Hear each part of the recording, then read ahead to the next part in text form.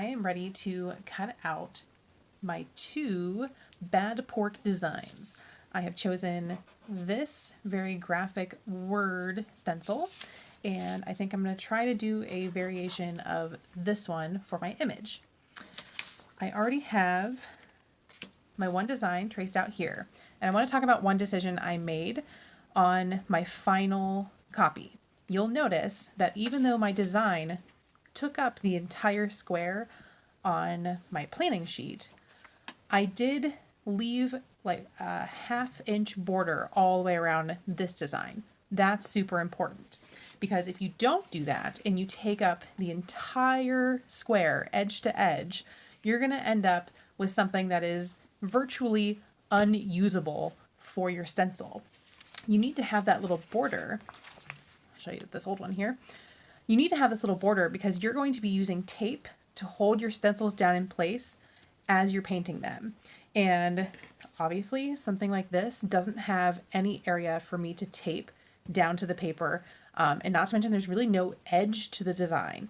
So you want to be really careful to keep your design centered on the paper like so. Give yourself a little bit of a border, if you will. So I have this one already drawn on here, and somewhere around here I have a big picture. Here we go. And there's my image. So I've already colored this image in, and I need to do that to my final word one as well. I highly recommend, in fact, I'm going to require you to do this coloring process on your final designs. And it's okay if you shortcut it a little bit to do hatching or cross hatching. I'm not judging your coloring abilities. I really just want you to mentally picture what is going to happen when you cut these black spaces out, and be very careful of those concentric shapes we talked about. You can't have shapes inside of other shapes, inside of other shapes, inside of other shapes, because it's always going to take the shape of the outermost edge. So I'm going to just really quick plan through this one.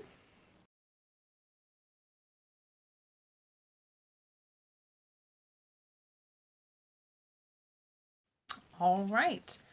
So this looks pretty good to me. I have some extra lines on here that I really didn't need.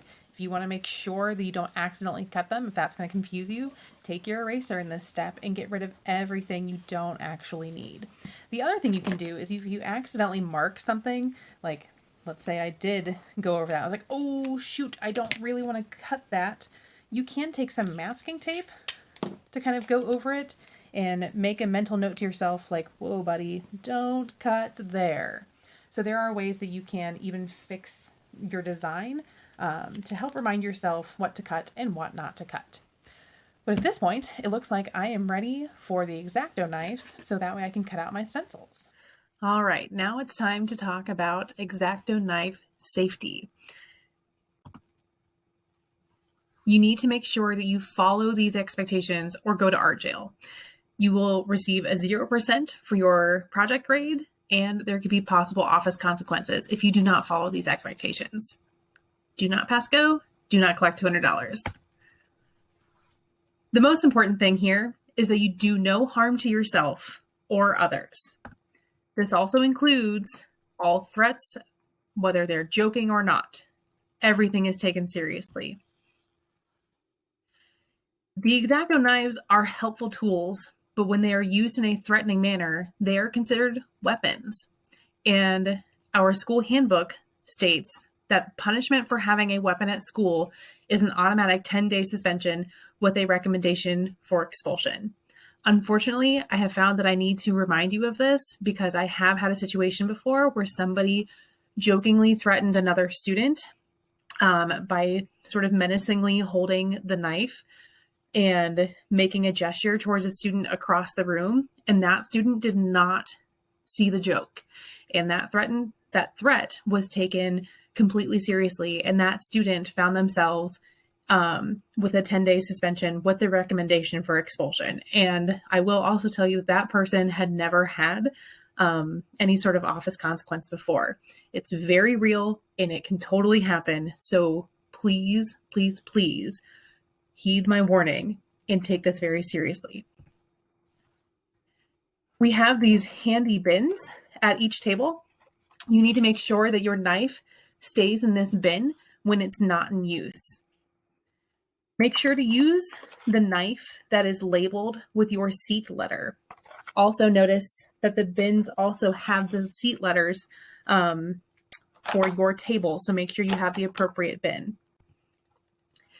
It's really important that you keep the knives at your table and do not walk with them. So if you have a question, I know a lot of you like to just sort of spontaneously get out of your seat and come across the room to ask a teacher a question. You cannot do that while holding the knife in your hand. You need to make sure you keep it in the bin when it's not in use. It's also important to keep them in the bins simply because these little boogers like to roll around. And if you set it on the table and you're not using it, it'll roll off the table, and that puts everybody's feet in danger. So please make sure that you are respecting the bins, keep things in the bins when you're not using them, and never take the knife away from your table. Knives will not be distributed until class starts. So if the bell has not rung, please do not come shake us down for the Xacto knives. Likewise, nobody will be dismissed until all of the knives have been collected. So Miss Braun and I will go around and account for all of the knives before anybody leaves the room. Absolutely no horseplay will be tolerated. People can get hurt if you are just pushing and shoving each other around and you accidentally bump into somebody who is holding this very sharp tool. So please be mindful of your surroundings. Be aware. Try your best to not shake the tables. I know our tables are old and you don't have to do very much to make the entire table move. Just again, try to be very mindful and aware of other people who are using the knives at your table. Most important, just use care and caution when you're handling the knives. You just really need to be aware of your surroundings, be aware of yourself, and be aware of how you're handling the tool. Everything should work out just great. I've had lots of success using Xacto knives with students.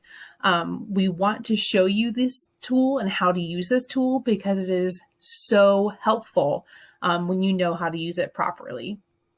All right, now it is time for us to get out our Xacto knives so that way we can cut out our final stencil designs.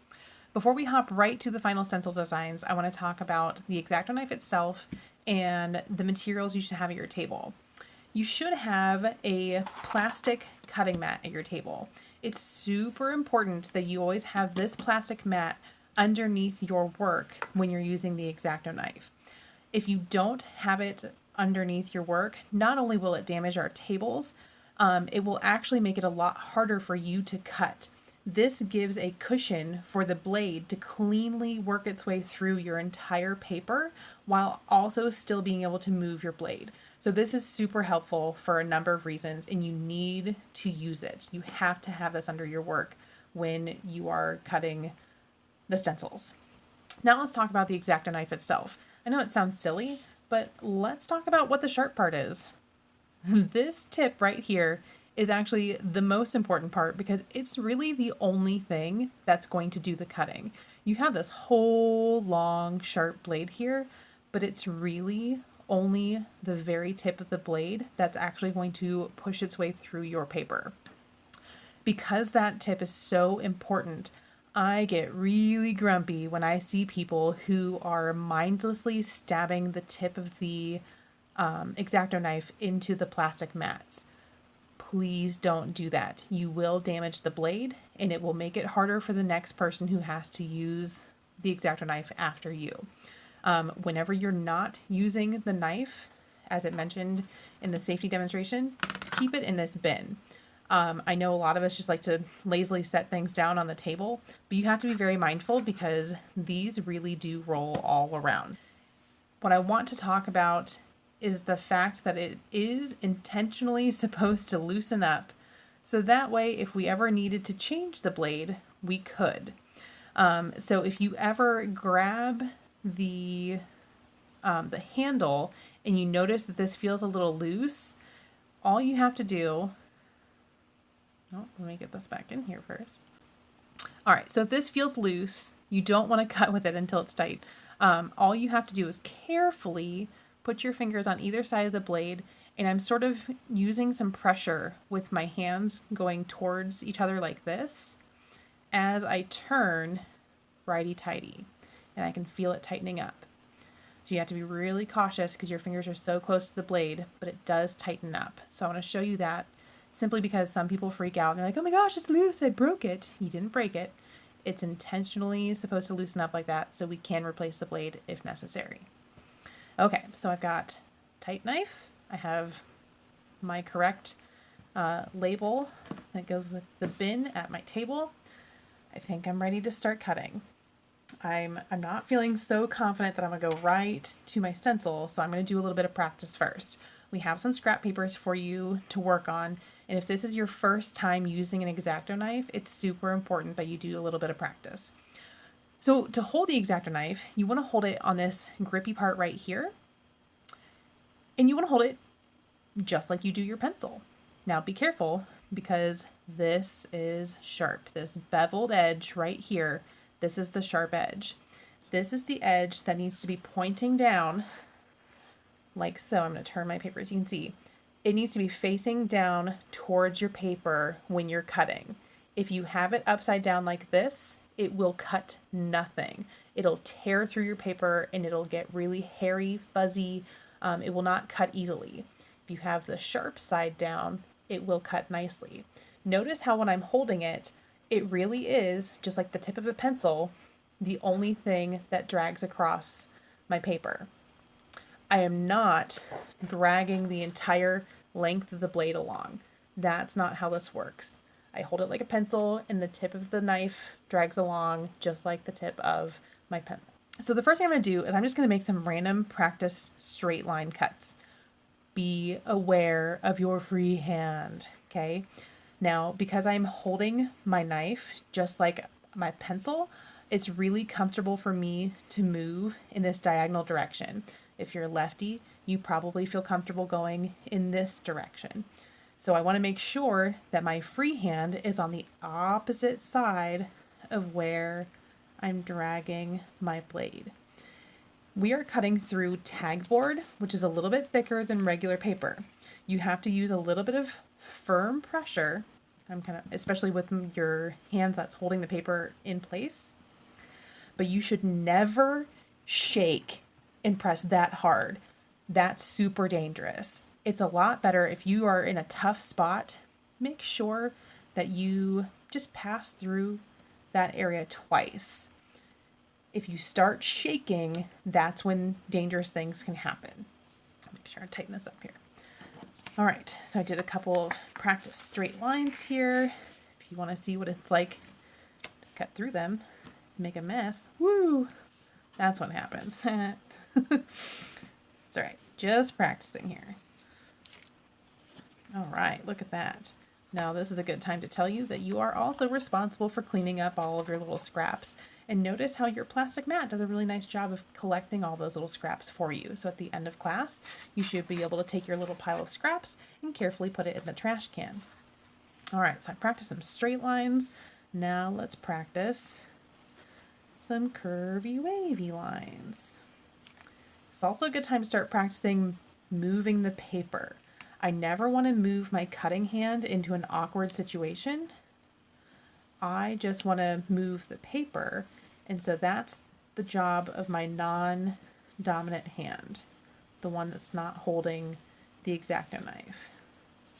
All right, wavy lines, that feels all right. Getting the hang of it. Now down here, I went ahead and drew out a couple of geometric shapes and some round shapes.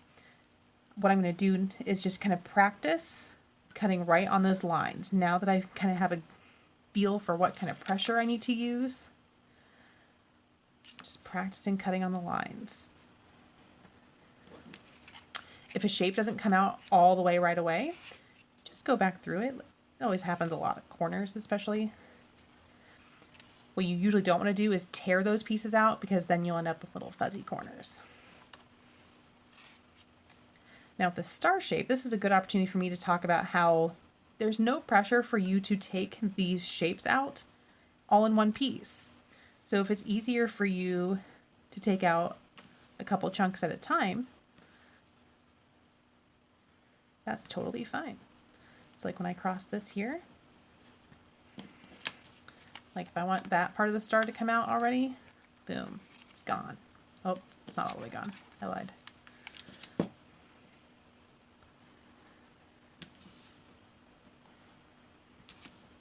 So notice how my freehand, it sometimes has to get kind of close to where the blade is, but it's never in the path of where I'm cutting. That's dangerous. It's always on the opposite side. And I'm always cutting in the really comfortable direction, just like I'm writing. How you write from left to right, that's kind of the same way that your hand likes to hold the Xacto knife and to move the Xacto knife.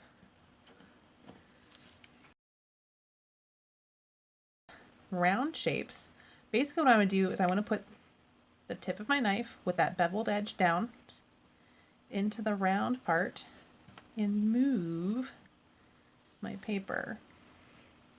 Notice how my cutting hand is barely moving, but my left hand is doing the most work with rotating the paper. So with circly shapes, it's actually fairly easy on your cutting hand. Now when you have more complicated shapes, like the star and with this, again, feel free to take out little chunks at a time.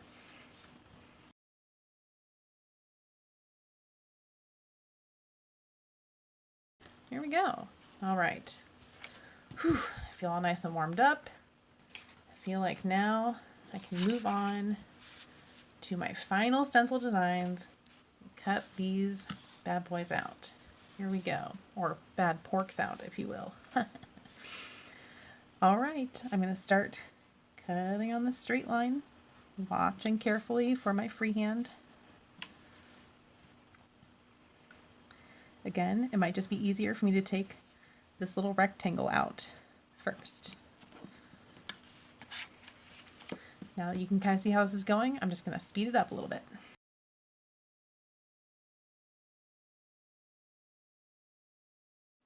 Okay, my first stencil is complete. Very happy with how this turned out. I'm pleased.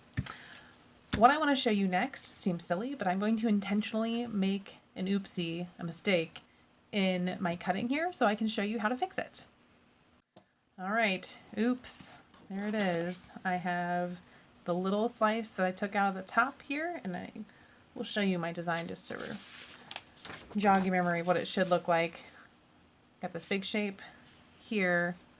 That little white space was supposed to stay in there. Here's how we fix it. Okay, I'm gonna take a little chunk of masking tape. This is actually a lot more than I even need. But I'm gonna put some of it on the front of my stencil. And I'm going to stick the other part on the back. So this is sticky. I don't want that to be sticky. Put that on the back. And if I need to, I can take a pen, Sharpie, pencil, whatever I need to kind of redraw the part that needs to stay in. And then I just cut back through it. But this time I'm going to try to remember to leave that little gap right there. So don't cut that out, Cantrell. You can use the same technique if you don't necessarily cut everything all the way out.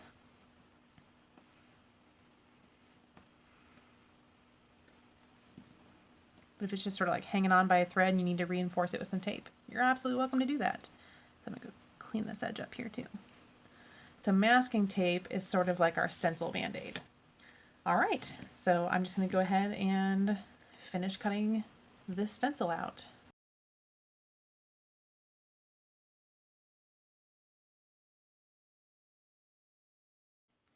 All right, so when you are all done cutting out your stencils for the day, make sure that you collect all of your scraps either on this plastic mat or a scrap piece of paper, deliver them to the trash can, put your Xacto knife back in the blue bin. Make sure you wait for Miss Braun or Mrs. Cantrell to pick that up from your desk before you leave the classroom. Next up, we'll be painting our stencils onto our stickers.